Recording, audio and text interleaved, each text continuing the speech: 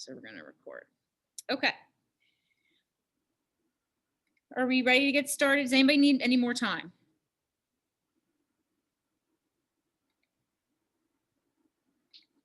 If you have questions, just put them in the chat. You can put them into me and I'll make sure I answer them while Ms. Grog is recording.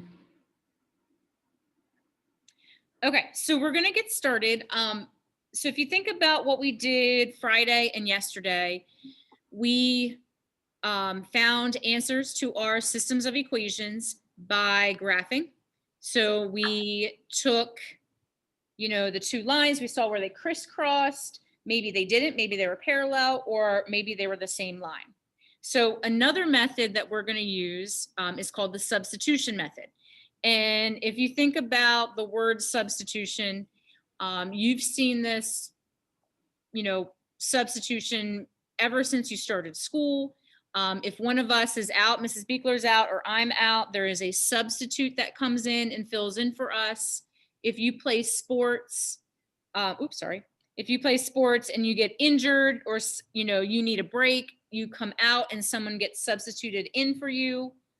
Even at a restaurant, let's say you go out to dinner, back when it was like 2019, and you don't want the baked potato as a side, so you want to substitute for French fries. So the idea of taking something and replacing it with something else is something that we're very comfortable with. So what we're going to do is we're going to take that idea and we are going to plug it in with our math problems. So what happens is we are going to take, if y equals, for example, in this problem here, negative x minus 7, what that means is that we can take that negative x minus 7 and we can substitute it in for our y value, and then we can continue to solve. So we are going to take a look at this on the next page, and we're going to start with a very basic problem.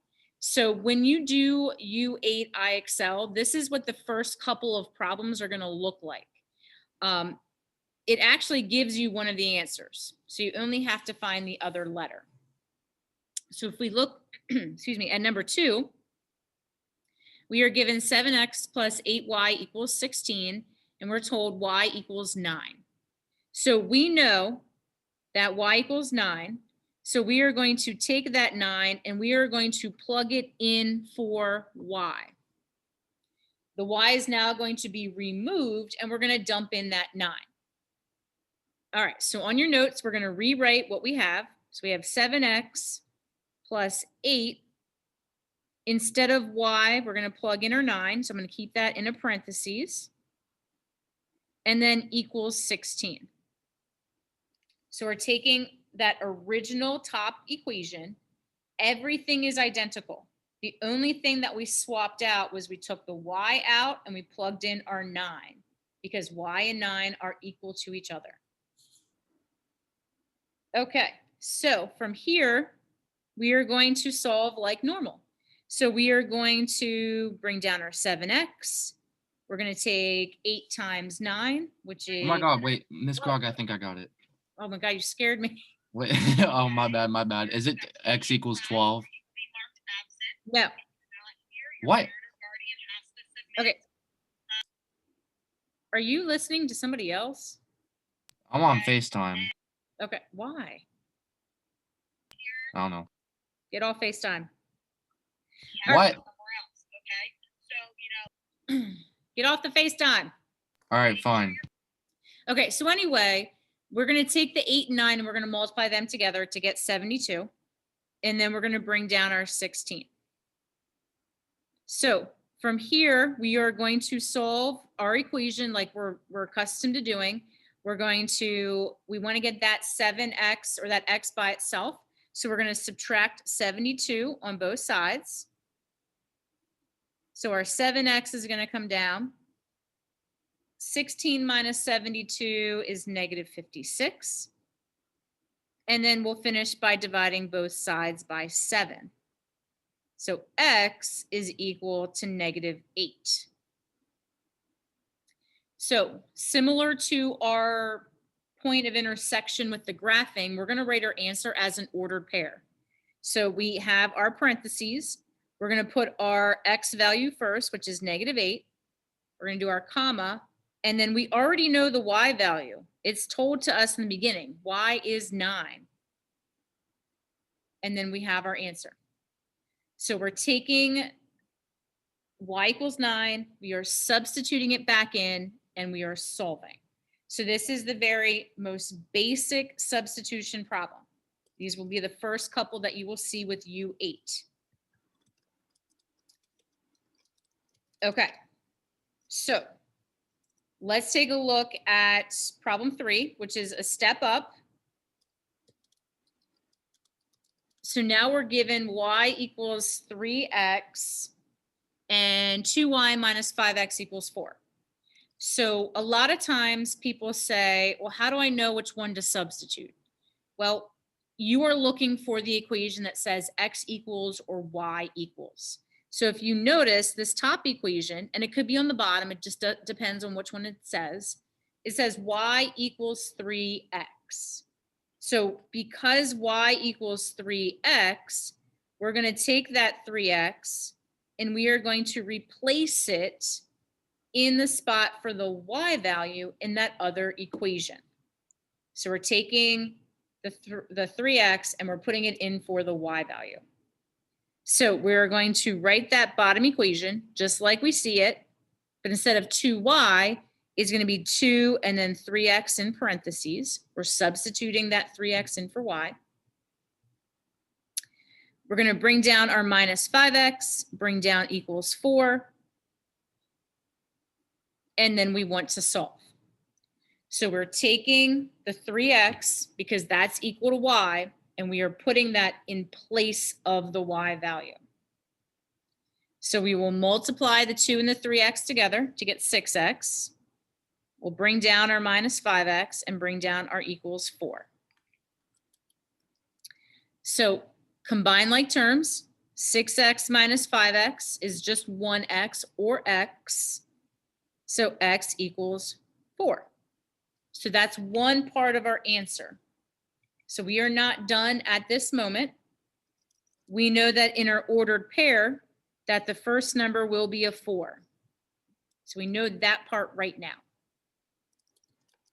So to find the y value or the second number, we are going to take what we got, which is our 4, and we are going to substitute that back into the original equation we used to substitute into the second one.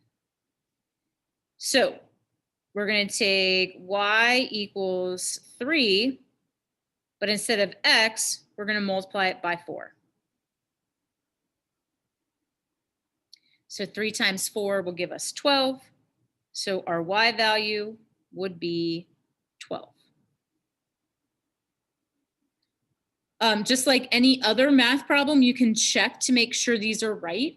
You can replace your x with a 4 and your y with a 12 and make sure that both equations work out. It's kind of like what we did with U1 IXL, where you had the answer and you wanted to see, does it make sense for both of those? So you could plug them back in to check. But the idea is that you're taking something and you're replacing it with something else. You're substituting it back in. Okay, so let's take a look at, we just got 4 and 5, and then we'll call it quits for the notes. So let's take a look at number 4. So this one, they both say y equals. All right, so what happens is if they both say y equals, because this is equal to y, we can set them equal to each other.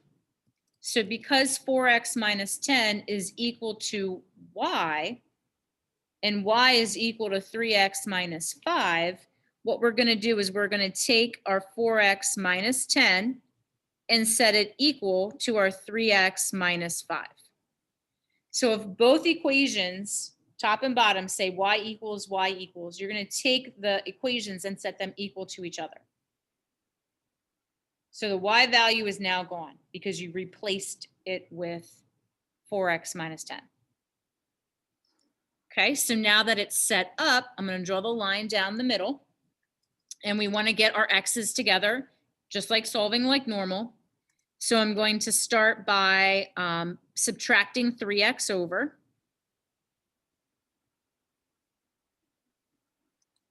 All right, so those 3x's are gone on that right side. 4x minus 3x is just 1x or x. I'm going to bring down my minus 10 equals -5.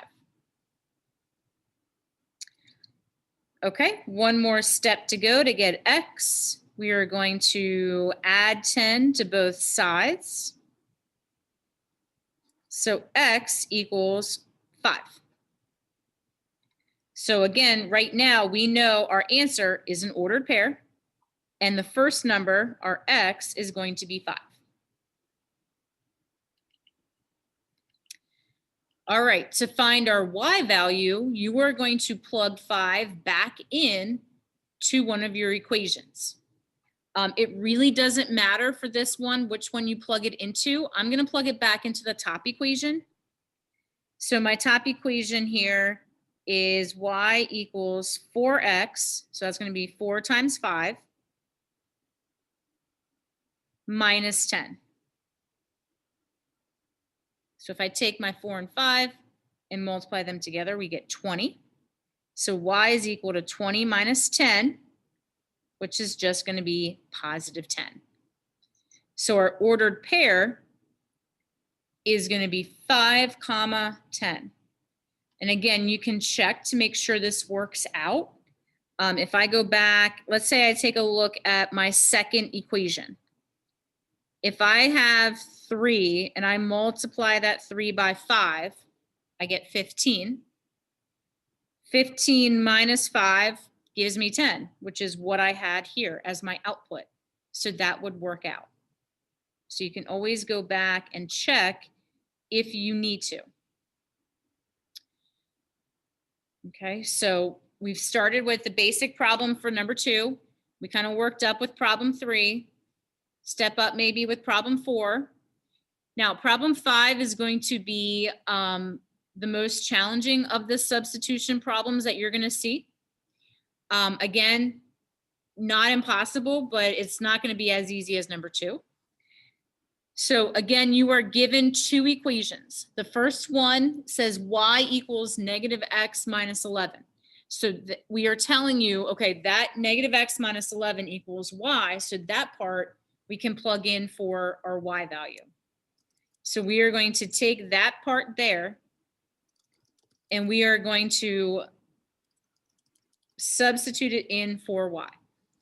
So I'm going to rewrite my bottom equation. So I have my 3. Instead of y in my parentheses, I'm going to do -x minus 11. And then I have the rest of the problem like normal, plus 6 equals 6x. So we are taking that portion that says -x minus 11 equals y, and we are plugging it in, substituting it in for y. So no y anymore. Y is gone because we substituted it.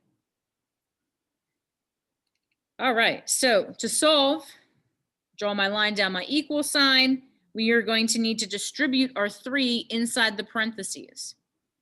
So 3 times -x is -3x.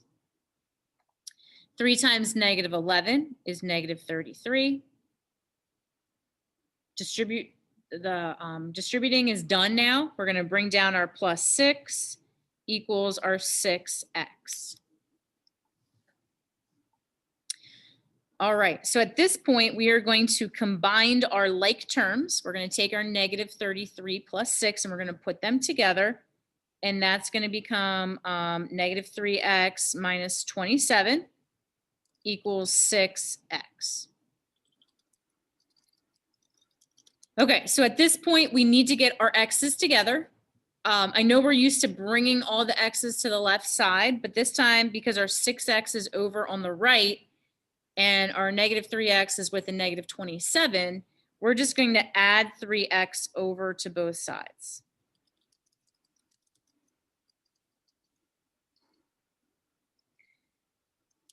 All right, so this ends up being, so that goes away. We have negative 27 equals 9x. So to finish, to find our x, we're going to divide both sides by 9. And x is going to be negative 3. So similar to the other problems that we've had, our answer is going to be an ordered pair. And right now we know the x value is negative 3. So I'm going to kind of set that up right now, knowing that x is negative 3. Okay, so to find our y value, we're going to take that negative 3 and we're going to plug it back in to find our y. So we're taking that top equation. So it's y equals negative x, so it's negative sign first.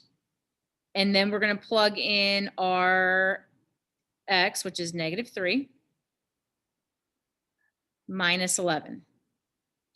So be careful when you go to plug it back in. If that x is already negative, like this one is right here, remember a negative and a negative make a positive.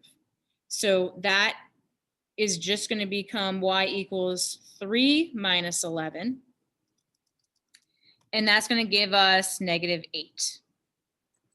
So in our ordered pair, we have x is negative 3 and y is negative 8. When you go to do these IXL problems, if you do get started today, keep in mind that all of them are going to work out nicely and they are all whole number answers. So if you do an IXL and you get a decimal, you've made a mistake. Okay. All right. So at this point, I'm going to stop recording.